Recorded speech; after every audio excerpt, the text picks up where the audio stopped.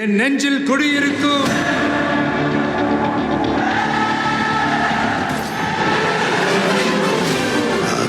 தளபதி.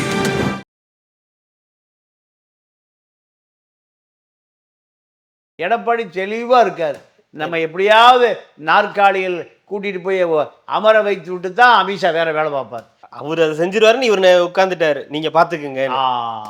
ஏன்னா ஸ்டாலினை இறக்கி ஆக வேண்டிய தேவை இருக்கு. யாருக்கு? அமித்ஷாவுக்கு. எடப்பாடிக்கு இல்லை. எடப்பாடிக்கு இல்லை. அகில இந்திய அளவில் பாஜகவை மூர்க்கமாக எதிர்க்கிற ஒரு கட்சி திமுக. திருப்பரங்குன்றா எங்கே தீபம் ஏற்ற வேண்டும் என்பதையெல்லாம் திமுக தான் முடிவு பண்ணது. சிறுபான்மை மக்களுக்கு ஒரு பெரிய அரணாக இருக்கிறது. பாஜகவிடமிருந்து பாதுகாக்கக்கூடிய ஒரு பெரும் சீன பெருஞ்சுவரா இருக்கு திமுக. இருக்கா? இருக்கு. அப்போ அது போன்ற ஒரு சூழல்ல அமித்ஷாவை மோடியும் ஆர்எஸ்எஸ் அதே நெருக்கடி கொடுக்குறாங்க. இப்போ அமித்ஷா எப்படி திமுகவுக்கு நெருக்கடி கொடுக்குறாரோ அதே போல ஆர்எஸ்எஸ் அமித்ஷாவுக்கு மோடிக்கு நெருக்கடி கொடுக்கிறார்கள். அமித்ஷா முதலமைச்சர் என்ன ஓட்டு போடுவானா? இந்தியாவுக்கே பெரிய தலைவர் தான். 28 மாநிலம் 6 யூனியன் பிரதேசம் அத்தனையும் ஃபிங்கர்டிக்கில் வச்சிருக்காரு. யாரு? அமித்ஷா. இல்லை தமிழ்நாட்டின் முதலமைச்சர் அமித்ஷா சொல்லுங்க, டெபாசிட் கிடைக்குமா?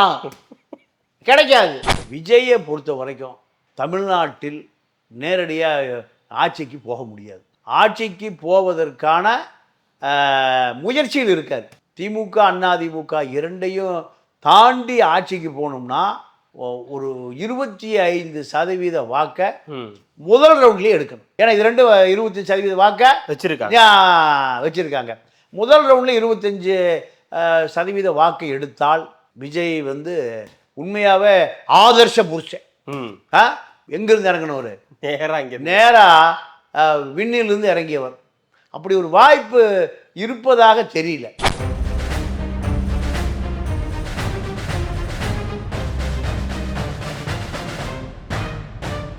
ரெட்ரோலோக்ஸ் நெஞ்சங்களுக்கு வணக்கம். நான் கார்த்திக். இன்றைய பொலிட்டிக்கல் பல்ஸ் நிகழ்ச்சியில் நம்முடைய இணைந்திருப்பவர் மூத்த பத்திரிகையாளர் திரு தமிழா பாண்டியன் அவர்கள். வணக்கம் சார். வணக்கம் சார். நம்ம பேசிகிட்டு இருக்க இந்த வேளையில் வந்திருக்கக்கூடிய செய்தி ஓபிஎஸ் அவர்கள் அவருடைய தேனி மாவட்டத்தில் ஆலோசனைகளில் ஈடுபட்டிருந்தார். அந்த ஆலோசனையின் முடிவில் என்டிஏவில் சேருவதற்கு விருப்பம் தெரிவித்திருக்கிறார். அதற்கான முயற்சிகளை டிடிவி தினகரன் அவர்கள் மேற்கொள்ளணும் அப்படின்ற ஒரு விஷயத்த சொல்லியிருக்கார்.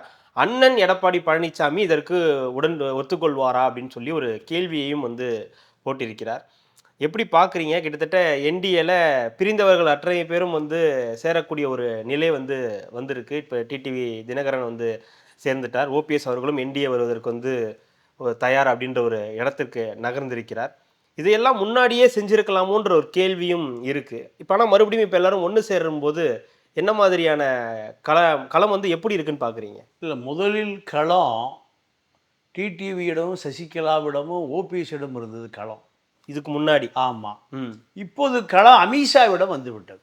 டெல்லிக்கு போயிடுச்சு. ஆமாம், டெல்லிக்கு போய் இவர்களுடைய தலைவிதியெல்லாம் இப்போ எடப்பாடி உட்பட அத்தனை பேருடைய தலைவிதியும் அமித்ஷாவிடம் வந்துடுச்சு. அமித்ஷாவுக்கு பொது கொள்கை என்னன்னா, திமுகவை எப்படியாவது எதிர்க்க வேண்டும், திமுகவை எதிர்க்கணும். ஆமாம், திமுக மீண்டும் ஆட்சிக்கு விடக்கூடாது.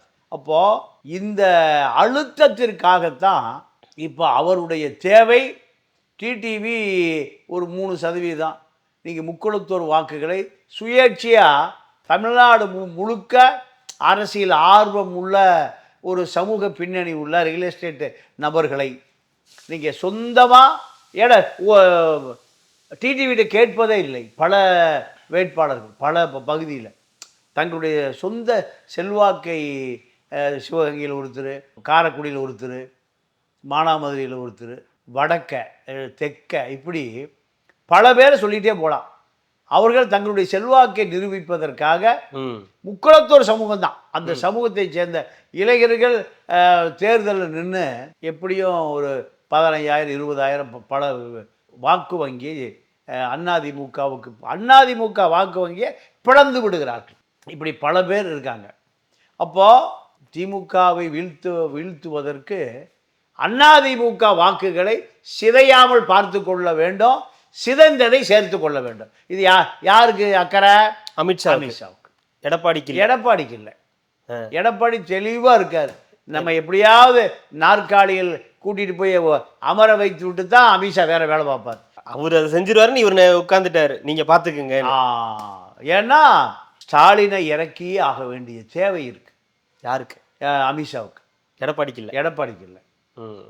ஏன்னா அகில இந்திய அளவில் சனாதன எதிர்ப்பாளர்களாக பாஜக தலைமைக்கு, ஆர்எஸ்எஸ் தலைமைக்கு சிம்ம சொப்பனமாக சென்னையிலிருந்து டெல்லி வரை ஒரு பெரிய எதிர்ப்பாளர்களாக நாடாளுமன்றத்தில் பாஜக ஆதரவாளரான ஜிஆர் சாமிநாதனை இம்ப்ளீச்மெண்ட் கொண்டு வந்து 180 எம்பிக்களிடம் கையெழுத்து வாங்கி திருமாவளவன் தலைமையில், ஒரு தலித் தலைவன் தலைமையில் நீங்கள் அகில இந்திய அளவில் இந்திய நீதித்துறையை கேவலப்படுத்தி அசிங்கப்படுத்துகிற, ஆர்எஸ்எஸ்ஐ அம்பலப்படுத்துகிற வேலையை திமுகவை சேர்ந்த 150 நாடாளுமன்ற உறுப்பினர்கள் செய்வது என்பது ஒரு பிரம்மாண்ட வேலை.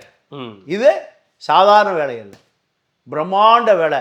ஒரு 25 ஆண்டுகளுக்கு ஒரு முறை தான் உயர்நீதிமன்ற நீதிபதிகள் மீது இம்ப்ளீச்மெண்ட் கொண்டு வருவது உண்டு. இது எனக்கு தெரிஞ்சு 95க்கு பிறகு 30 ஆண்டுகளுக்கு பிறகு ஜிஆர் சாமிநாதன் மேலே தான். அப்போ சஞ்சய் ராமசாமின்னு ஸ்ரீதேவி, நடிகை ஸ்ரீதேவியினுடைய தங்கை கணவருடைய அப்பா ஹரியானாவில் இருந்தார், ராமசாமின்னு வருது. அவர் மீது இம்ப்ளீச்மெண்ட் கொண்டு வருவதற்கு கொண்டு வந்தாங்க, அது நடக்கலை. ஓகே. இப்படி அப்போது அகில இந்திய அளவில் பாஜகவை மூர்க்கமாக எதிர்க்கிற ஒரு கட்சி திமுக. திருப்பரங்குன்றா எங்கே தீபம் ஏற்ற வேண்டும் என்பதையெல்லாம் திமுக தான் முடிவு பண்ணது. சிறுபான்மை மக்களுக்கு ஒரு பெரிய அரணாக இருக்கிறது. பாஜகவிடமிருந்து பாதுகாக்கக்கூடிய ஒரு பெரும் சீன பெருஞ்சுவராக இருக்கு திமுக. இருக்கா? இருக்கு. அப்போ அது போன்ற ஒரு சூழலில் அமித்ஷாவை மோடியும் ஆர்எஸ்எஸ் அதே நெருக்கடி கொடுக்குறாங்க. இப்போ அமித்ஷா எப்படி திமுகவுக்கு நெருக்கடி கொடுக்குறாரோ அதே போல் ஆர்எஸ்எஸ் அமித்ஷாவுக்கு மோடிக்கு நெருக்கடி கொடுக்குறார்கள். அதனுடைய விளைவு தான் நீங்கள் அண்ணாமலை கூப்பிட்டு சொன்னார், அமித்ஷா டிடியை கூட்டிகிட்டு டெல்லிக்கு வந்துருந்தார். 2 பேரும் கொச்சி வழியாக அது களவா எங்கே போகிறாங்க? டெல்லிக்கு. 2 பேரும் நீ பேசாமல் அண்ணாதிமுக கூட்டணியில் சேருகிற நபரை நீ தான் கெடுத்துட்டே இருக்க. யார? அண்ணாமலையை. ஏன்னா இங்கே இருக்கக்கூடிய தமிழ்நாட்டில் இருக்கக்கூடிய ஆர்எஸ்எஸ் அவால் டெல்லிக்கு அப்படியே ரிப்போர்ட் கொடுக்குறான். டிடிவி ஒழுங்காக இருந்தாலும் கெடுக்கிறது இந்த அண்ணாமலை தான். சசிகலா, ஓபிஎஸ் 3 பேருக்குமான தலைவரே அவர் தான் இத்தனை ஆண்டு காலம். அப்போது டிடிவியுடைய வேலை முடிஞ்சு போச்சு. அடுத்து ஓபிஎஸ்க்கு பெரிய டிமாண்ட் இல்லை. இவருக்கு அதிமுகவில் இணைவதை தவிர வேறு வழி இல்லை. கூப்பிட்டு சொல்லியாச்சு, அண்ணாமலை திமுகவுக்கு போயிடுவாரு, தாவேக்காவுக்கு போயிடுவாரு அப்படின்ற பல கதைகள் வந்துட்டு இருந்தது. செங்கோட்டையன் தாவேக்காவுக்கு போனவருக்கு யாருமே தாவேக்கா பக்கம் திரும்பி பார்ப்பதே இல்லை. செங்கோட்டையன் இப்போ தாவேக்காவான்னு தெரியல. ஏன் சார்? தாவேக்காவில் அந்த தேவேக்காவான்னு தெரியல. அது என்ன தேவை? வெளியில் நிற்கும் தமிழர் வெற்றி கழகம் மாதிரி வெளியே நிற்போர் வெற்றி கழகம். செங்கோட்டையனை இப்போ அங்கே தன்னிடம் எந்த ஆலோசனையும் கேட்பதில்லை. மாவட்ட செயலாளர் கூப்பிட்டா கூட போக மாட்டேங்கிறான். அவர் இருக்கிற அந்த கோபி தொகுதியில் ஈரோடு மாவட்ட தமிழக வெற்றி கழக மாவட்ட செயலாளர் கூப்பிட்டா அடுத்து 5-6 நிமிஷம் புஷி வராது. அண்ணா அவர் மாவட்ட செயலர் கூப்பிட்டீங்களாம்மா, என்னென்ன விஷயம்? அத்தனை பேரும் என்னை கேட்காமல் யாருக்கிட்டையும் தொடர்பு வச்சக்கூடாது. புஷியுடைய கட்டளை. ஆதவே இப்போ தடுமாறுறாரு. அதாவது தேர்தல் அமைப்பு குழு செயலாளர் பூத்து கமிட்டிலாம் போடணும். யாரு? ஆதவு. தேர்தல் மேலாண்மை ஐடி விங் வச்சிருக்காரு. ஐடி விங்கில் இப்போ ட்ரெண்டே உருவாக்குறது அவர் தான். இப்போ அண்ணா தன்னுடைய ஐடி விங் கூட சொல்லிட்டாரு, அதிமுக அடிக்காதீங்க, திமுக அடிங்க. இப்போ தாவேக்காவா அதிமுக ட்ரெண்ட் உருவாகி போச்சு. அதை கொஞ்சம் பேக் அடிங்கப்பா. நமக்கு திமுக தான் எதிரி, அதிமுக நமக்கு எதிரின்னு அடிக்கக்கூடாது. இப்போ இப்படியான நிலைமையில் ஆதவ அர்ஜுனா கட்டுப்பாட்டிலேயே மாவட்ட செயலாளர்கள் வர மறுக்கிறான். அப்புறம் எப்படி செங்கோட்டை பின்னாடி ஓபிஎஸ் போவார், ஓபிஎஸ் பின்னாடி கிளை செயலாளர் போக மாட்டான். ஓபிஎஸ் போய் தாவேக்கால விஜய் பார்த்து இணைந்த பிறகு திரிஷா ரசிகர் மன்றத்தில் நகர செயலாளர் கூப்பிட்டா கூட அண்ணிட்ட கேளுங்க அப்படின்ட்டுருவான். அப்போ ஓபிஎஸ் இப்போ எல்லா ரவுண்டு பார்த்துட்டாரு, எல்லா பக்கம் பார்த்தாச்சுங்க. எங்கேயுமே கடை வைப்பார் கொள்வார் இல்லை. ஆனால் கடை வச்சாச்சும் வாங்க ஆள் இல்லையா. ஆனால் கடைசியில் மறுபடியும் என்டிஏ தான். வேற வழி. அதிமுகவா என்டிஏவான்னு ஒரு கேள்வி வருது இல்லை. இப்போ அதிமுக அதிமுக வேற என்டிஏ வேற இல்லையா? அதிமுக இல்லை ஒண்ணுதான். ஆனா அதிமுகவில் உறுப்பினரா இல்ல என்டிஏக்குள்ள ஏதாவது ஒரு இடத்துல பாஜக கூடயோ இல்லை டிடிவி கூடயோ சேர போறாரு. அதாவது இங்க இருக்கக்கூடிய அதிமுக பெரிய கட்சி வாசன், பாமக, ஜான் பாண்டியன், கிருஷ்ணசாமி, பல கோடி தொண்டர்கள் உள்ள பச்சைமுத்து கட்சி, இதெல்லாம் வந்து ஒரு கட்சிங்களா? எங்கேயும் தொண்டனும் இல்லை குண்டனும் இல்லை. அதிமுகவுடைய நிழலில் தான் ஒரு எல்லாருமே அதிமுகவுடைய தாழ்வாரத்தில் தான் மலைக்கு ஒதுக்குற ஆளுங்க. என்டிஏ பாஜகவை பொறுத்த டெல்லியில் பெரிய கட்சி, ஆந்திராவில் பெரிய கட்சி, தமிழ்நாட்டில் அதிமுக தொண்டனுக்கு பின்னாடி பாஜக போவானா, பாஜக பின்னாடி அதிமுக போவானா? அதிமுக. நீங்க இதுல அதிமுக உட்பட எல்லாரையும் சேர்த்து வைக்கிறதே பாஜகவா தானே இருக்கு. இந்த இடத்துல அதிமுக அதாவது கூட்டணியே உருவாக்கலையே, பாஜக தானே உருவாக்கி இருக்கு கூட்டணியை. நீங்க சினிமா பாக்குறீங்கல்ல, எப்பயாவது பாக்குறேன், எப்பாவது பாப்பீங்கல்ல. ஒரு நடிகர் வந்து சண்டை போடுவார், வாயசைப்பார், பாட்டு பாடுவார், பின்னணி. அதாவது திரைக்கு முன்னால் திரைக்கு பின்னால் உதாரணம் பயங்கரமா இருக்கு சார். உண்மை தானே சொல்றேன். பயங்கரமா என்ன பயங்கரமா உண்மையா இருக்குல்ல, பயங்கரமா இருக்கு. யதார்த்தங்கள் எப்பவும் பயங்கரமா இருக்காது, பில்டப் தான் பயங்கரமா இருக்கு. அதாவது இப்ப இருங்க, அப்போ பின்னணியில இருந்து பாஜக, முன்னாடி இருக்கிற ஹீரோ தான் எடப்பாடி. இங்க எடப்பாடி தான் முதலமைச்சர் வேட்பாளர், ஹீரோ. ஆமா, அமித்ஷா முதலமைச்சர் என்ன ஓட்டு போடுவானா?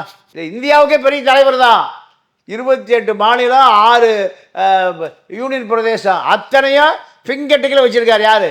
அமித்ஷா. இல்ல தமிழ்நாட்டின் முதலமைச்சர் அமித்ஷா சொல்லுங்க, டெபாசிட் கிடைக்குமா? கிடைக்காது. ஏன்? இங்க டெபாசிட்டை முடிவு பண்றதே யாரு? ரெட்டை இலை, எம்ஜிஆரும் ஜெயலலிதாவும். நான் நேற்று ஒரு கல்யாணத்துக்கு போயிருந்தேன், அதிமுக ஒரு தொண்டருடைய கல்யாணம் தான். ஒரு 40 ஆண்டு காலம் அதிமுகவுடைய தொண்டர், மாநில இலக்கிய அணி துணை செயலாளர் பாசு மணிவண்ணன். அத்தனை அதிமுக தொண்டரும் சந்தோஷமா வந்துட்டு போறான். அதுதான் அதிமுகனுடைய கழகம், ஒரு குடும்பம்.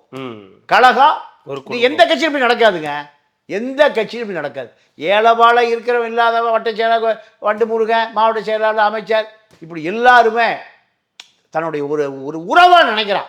இது எந்த கட்சியும் இல்லாத சிறப்பு அதிமுக தான்.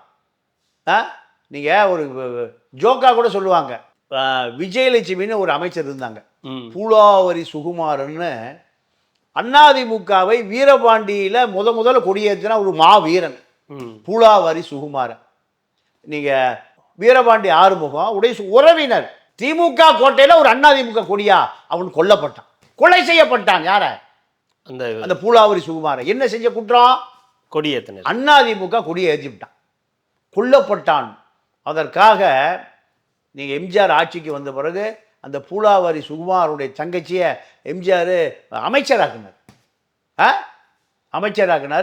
வீரபாண்டி ஆறுமுகம் தலையில் சாராயப்பானையை தலையில் வச்சு ஊர்வலமாக கொண்டு வந்தார். என்னுடைய தொண்டனை நீ கொலை செய்ததுக்கு சட்டம் பல தண்டனை கொடுத்துருச்சு. ஆனாலும் எம்ஜிஆர் ஆட்சிக்கு வந்தவரவே மாவட்ட செயலாளர் யாரு? வீரபாண்டி ஆறுமுகம். சாராயம் காய்ச்சினார்னு சாராயப்பானையை ஒரு காவல்துறை ஆய்வாளர் போலீஸ் ஸ்டேஷன் வீட்டிலேருந்து பிடிச்சி போலீஸ் ஸ்டேஷன் வரை கொண்டு வந்தார். இது எங்கே நடக்கும்? அதிமுகவில் நடக்கும். எம்ஜிஆர் தான் கல்யாணம் பண்ணி வச்சார். கல்யாணம் பண்ணி வச்சு சொன்னார் எம்ஜிஆர், இந்த விஜயலட்சுமி எங்கள் வீட்டு பின்னல்ல, உங்கள் அத்தனை குடும்பத்தை சார்ந்தவள். இப்படி அதிமுகவை பொறுத்தவரை ஓபிஎஸ் என்ன நினைக்கிறாருன்னா, அங்கே போனால் தாவேக்காவுக்கு போனால் கேட்டே திறக்காது, திமுகவுக்கு போனால் ஆலிவர் ரோட்டில் 10ஓட 11 கூட்டம் எட்டி எட்டி பார்த்துட்டு இருக்கணும். தளபதி வந்துட்டாரான்னு, யார் தளபதி வந்துட்டாரான்னு பார்த்துருக்கணும். அப்போ இளைய தளபதிக்கும் காத்திருக்கு, இன்பநிதிக்கும் காத்துட்டு இருக்கணும். நான்லாம் முன்னாள் தள்ளியே ஓரமா முதலமைச்சராக இப்போ எல்லாம் பார்த்து சார். இளைய தளபதி ஸ்டாலின் சார், குட்டி தளபதி தான் இன்பநிதி. இன்பநிதி அப்போ இன்பநிதி வாரிசும் வந்துடும். அப்போ அதுக்கெல்லாம் வணக்கம் போடணும். அப்போ பார்த்தாரு, ஒரு வழி இல்லை. மீண்டும் எங்கே கடப்பாரை வச்சு உடைச்சோம், தாய் கழகத்துக்கு கண்ணாடி வச்சு அடித்தோம். வேறு வழி இல்லை. எங்கே போகிறது? அதிமுகவுக்கு போவதை தவிர இல்லை.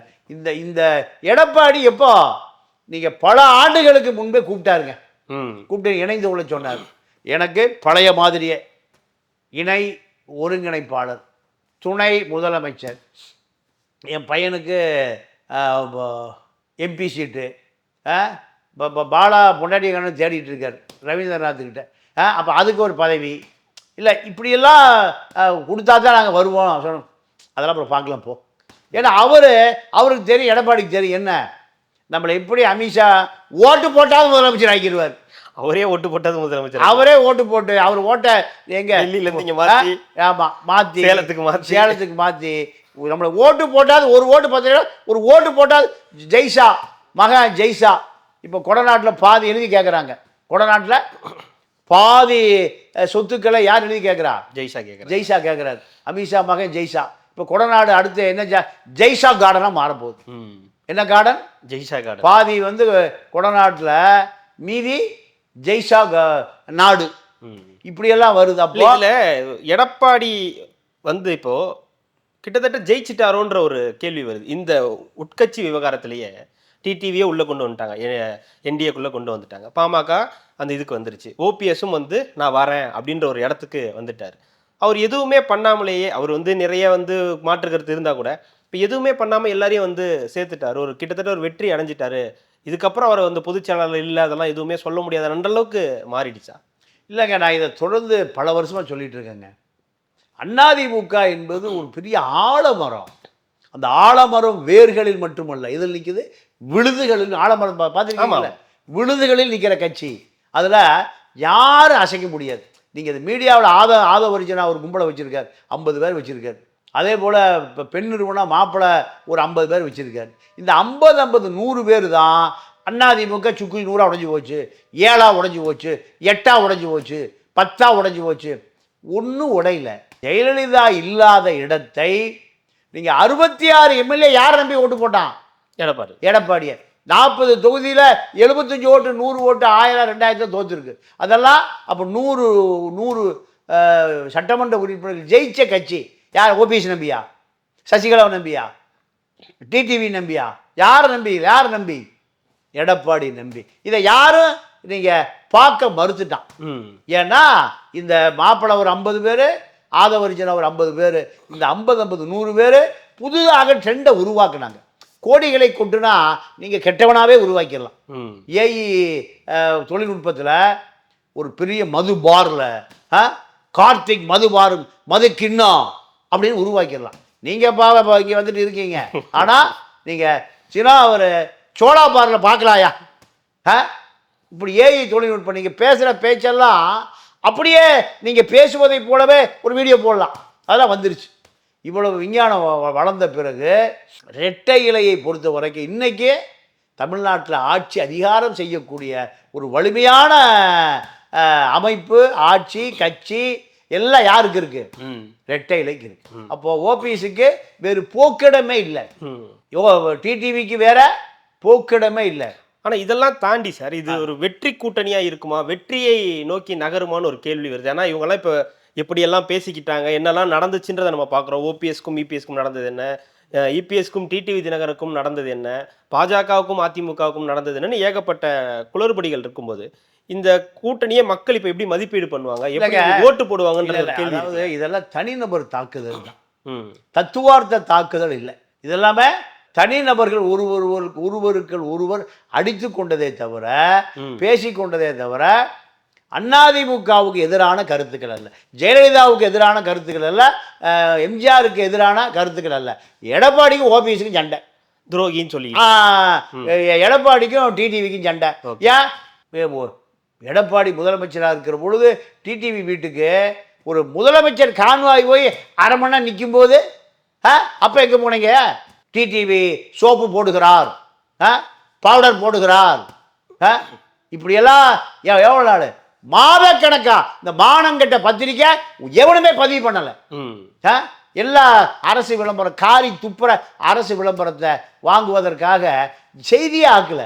அன்னைக்கே டிடிவி காணாம போயிருப்பார். டிடிவி பொறுமையாக எடப்பாடி என்ன பண்ணார், அந்த கான்வாய் முதலமைச்சருடைய கான்வாய் எந்த பதவியும் இல்லாமல் 10 ஆண்டு காலம் ஓடி போன ஜெயலலிதாவால் விரட்டப்பட்ட ஒரு நபர் வீட்டு வாசலில் காத்து கிடந்து, இதெல்லாம் வரலாறு. அப்போ இதெல்லாம் பார்க்கிற பொழுது நீங்கள் அதிமுகவை யார் காப்பாற்றுவா? அதிமுக இருந்தால் தான் நாம் அந்த ஊருக்குள்ள குடியிருக்க முடியும். இப்படி ஒவ்வொரு அதிமுக தொண்டனுக்குமான நிலைமை. அவன் கவுன்சிலராக இருப்பான், வட்ட செயலாளராக இருப்பான், கிளைக்கழக செயலாளராக இருப்பான், ஊராட்சி தலைவராக இருப்பான், பேரூராட்சி தலைவராக இருப்பான். அவனுக்கு என்ன தேவை? அவங்ககிட்ட ஒரு 1000 பேர் இருக்கான். அவனை வைத்துக் கொள்வதற்கு எது தேவை? ரெட்டை இலை தேவை. அப்போ ரெட்டை இலை இருந்தால் தான் இப்படி ஒரு சமூகமே உருவாயிருச்சு. இப்படி ஒரு சமூகமே உருவாயிருச்சு.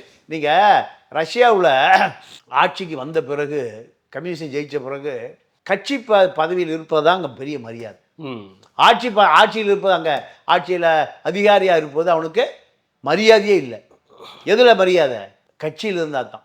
அதே போல் பால் தாக்கரே அதே போல் ஒரு ட்ரெண்டை உருவாக்குனார். சிவசேனா கட்சி பால் தாக்கரே உயிரோடு இருக்கும்போது நான் பம்பாயில் நானும் சில காலம் இருந்திருக்கேன். அப்போ நீங்கள் காவல்துறைக்கு சேனாவில் 13வது சேனாவிலேருந்து பேசுகிறேங்குவான். அதான் 13வது வார்டு நான் தாக்கூர் பேசுகிறேன். எங்கே மராட்டி பேரில் சொல்லுவான். நடுங்கு போலீஸ் கோர்ட்டே வச்சுருந்தாங்க. எங்கே? சேனா பவன்னு தாதல் இருக்குது. அங்கே ஓய்வு பெற்ற நீதிபதிகள், ஆண் நீதிபதி, பெண் நீதிபதிகள்லாம் கோர்ட்டே நடக்கும். பஞ்சாயத்து நீ வா என்ன பிரச்சனை? அப்படியா? இதான் அன்னைக்கு முடிஞ்சிடும். ஒரு நாளைக்கு 50 கேஸ் முடிச்சு வைக்கப்படும். எங்கே? மகாராஷ்டிராவில். அப்போது இந்த ரெட்டை இலைக்கும் அது போன்ற ஒரு தகுதி வந்திருக்கணும். வரல. ஏன்? இந்த ஓபிஎஸ்ஐ போன்ற சுயநலவாதிகள், சசிகலா போன்ற சுயநலவாதிகள், டிடிவி போன்ற சுயநலவாதிகள், இவங்க எங்கே போனாலும் கடைசி வந்து சேரடாது இங்கே தான்.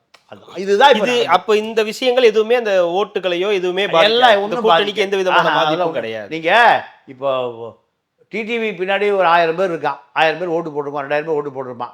அப்படியே 2000 பேர் அண்ணா எங்கே வந்து சேர்ந்துருப்பான்? அதிமுக வந்து எனக்கு கிளை செயலாளர் கொடு, எனக்கு வட்ட செயலாளர் கொடு, எனக்கு எம்எல்ஏ சீட் கொடு. எங்கே? ஓபிஎஸ் பின்னாடி இப்போ ஊருக்கு ஒரு 30 பேர் இருக்கான்னு வச்சுக்கோங்க. 30 பேர் வந்து நேரம் அட்டையில் இறஞ்சிருப்பான். இறஞ்சி ஏப்பா எனக்கு ஒரு சீட்டு கொடுப்பா. எல்லாம் ஒன்றாவது தானே பிரிஞ்சா இருந்தா. எதுக்கு போனான்? பதவிக்காகத்தான் போனான். அத்தனை பேர் எங்கே வந்து சேர்ந்துட்டான்? மாப்பிள்ளை முதல்லையே கட்சி வேறு கோஷ்டியாக இருப்பாங்க தவிர இரவுல எல்லாம் ஒன்றா தான் சந்திச்சுக்குவாங்க. இரவுல 2 பேர் கிளாஸ்மேட்டு, ஏதோ ஒரு கிளாஸ். இது கோயம்புத்தூர் கிளாஸ்னால் டம்ளருக்கு பேர். இரவுல எல்லாம் சந்திச்சுக்குவாங்க.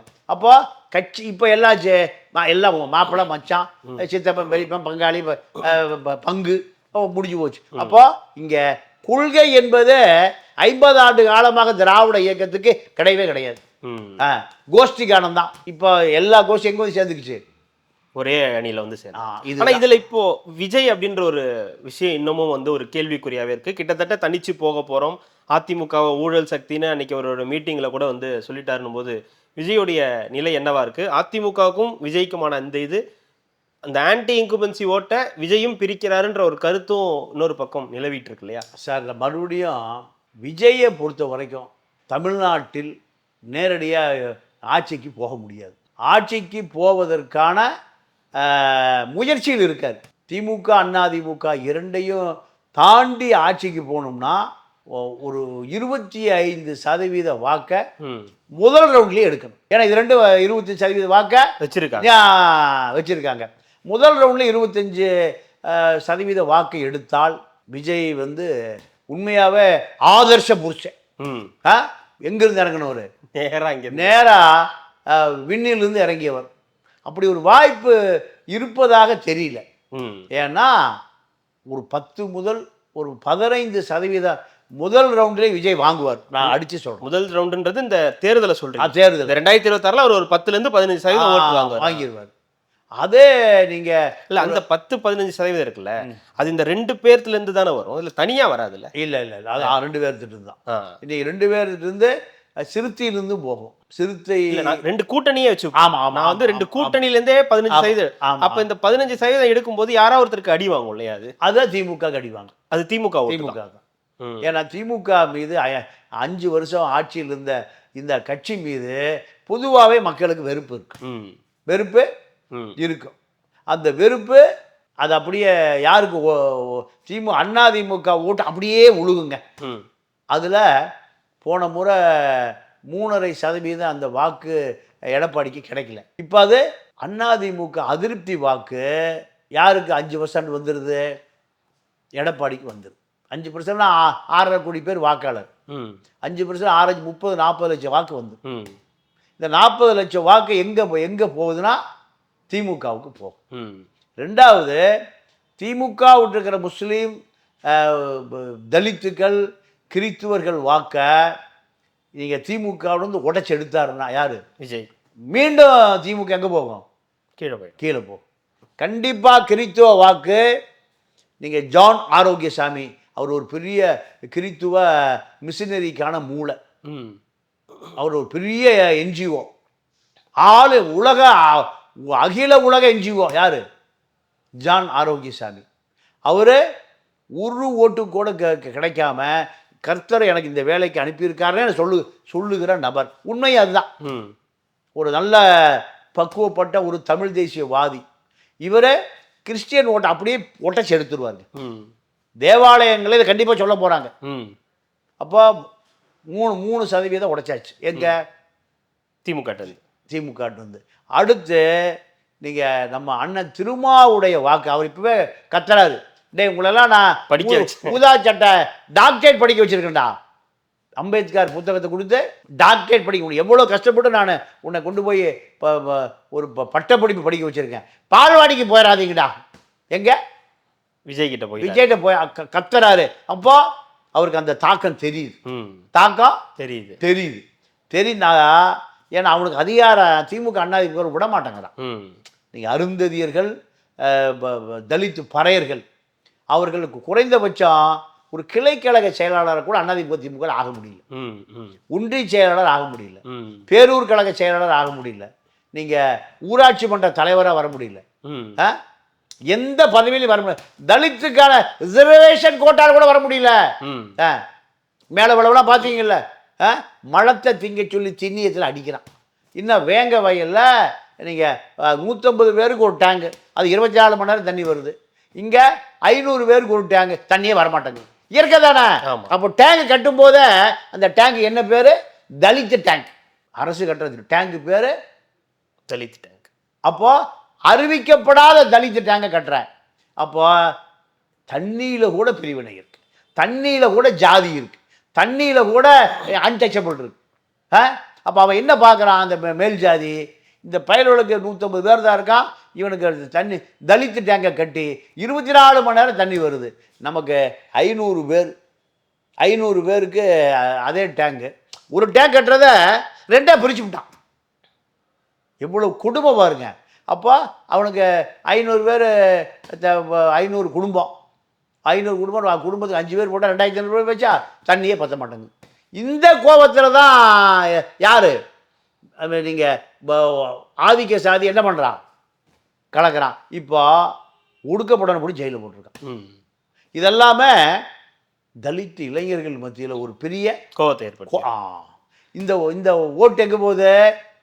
நானும் கிளை செயலாளரா, நானும் ஒன்றிய செயலாளரா, நானும் பேரூர் கட்சி தலைவர், நானும் தலைவன்டா. ஒரு வேனில் கொடியை கட்டிட்டு போகிறான், வர்றான், உருட்டுறான், பாடுறான், என்னை பார்த்துக்க, நானும் ரவுடி வடிவேல் சொல்கிறது போல. நானும் ஒன்றிய செயலாளரா, நீ தான் ஒன்றிய செயலாளரா, நானும் பேரூர் கழக செயலாளர்.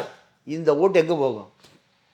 புஷிகிட்ட போகும். புஷின்னு யாரும் தெரிஞ்சால் புஷிக்கு போக அது புஷ்ஷுன்னு போயிடும். இதுதான் விஜய் கட்சிக்கு போவதற்கான காரணம். இந்த ஓட்டு எங்கே போக வேண்டியது? திமுக. சரியா? அப்போ அண்ணன் திருமாவை மீறி போகுது. எங்க போகுது? விஜய் போகுது. இந்த மூளை யாருது? மீண்டும் நான் சொல்ற கையை காமிக்கிற ஆள் தான். எங்க அமித்ஷா. அமித்ஷா டெல்லி வாலா. அப்போ ஏன்னா விஜய் இல்லைனாலும் இது வந்து ஒரு வெற்றி கூட்டணி தான். ஆமா என்டிஏ விஜய் இல்லைனாலும் இது வந்து ஒரு வெற்றியை வந்து. ஆமா ஆமா ஆ. சார், அதிமுகவை பொறுத்த வரைக்கும் நீங்க எடப்பாடியா ஸ்டாலின் சர்வே எடுங்க, தனிப்பட்ட நபரை. ம் எடப்பாடி யதார்த்தா ராமசாமிங்கிறான், ம் யதார்த்தா ராமசாமி. நீங்க ஸ்டாலினை பார்க்கவே முடியல, ம் ஸ்டாலினை தொடர்பே கொள்ள முடியல. மாவட்ட செயலாளர்களையும் மந்திரிகளையும் தாண்டி அவரை நீங்க மக்களுக்கு ஒரு பெரிய இடைவெளி இருப்பதாக தெரியுது. இது எப்படியோ இயற்கையா ஜெயலலிதாட்ட கூட இல்லாத நான் எடப்பாடி முன்னேற்ற எடப்பாடி ரசிகர் மன்ற தலைவர் இல்லை, நான் இந்த யதார்த்தத்தை சொல்றேன். நான் பார்த்ததை எந்த விதமான உள்நோக்கம் இல்லாம யதார்த்தமா சொல்றேன். எடப்பாடிக்கு அந்த ஒரு ராசி வந்துருச்சு, முதலமைச்சராகிற ராசி. இந்த ராசி வந்த பிறகு நீங்க திமுக பதறான். ஏன் பதறான்னா, அதிமுக எதிர்ப்பு வாக்கை முழுக்க அதிமுக திமுக விஜய் 3 பேர் இப்போ ரேஸில் இருக்காங்க. அதிமுக வாக்கை விஜயால உடைக்கவே முடியாது. ஏடிஎம்கே ஓட்ட உடைக்கவே முடியும், டிஎம்கே ஓட்ட உடைக்க முடியும். திமுக ஏன் உடைக்க முடியுதுன்னா அதிருப்தி அதிகமா இருக்கு. ஆன்டி இன்குபன்சி ஓட்டு அவருக்கு அதிகமா உடைக்கிறாரு. ஆனா அதனால அதிமுகவுக்கு எந்த ப்ராப்ளமும் இல்லை, எந்த பாதகமும் எந்த சேதாரமும் இல்லை. முதலமைச்சராவது உறுதி. உறுதி உறுதி. ஓகே, கண்டிப்பா சார். அடுத்தடுத்த நிகழ்வுகள்ல தொடர்ந்து பேசலாம். மிக்க மகிழ்ச்சி. நன்றி. நன்றி, வணக்கம். என் நெஞ்சில் குடியிருக்கும்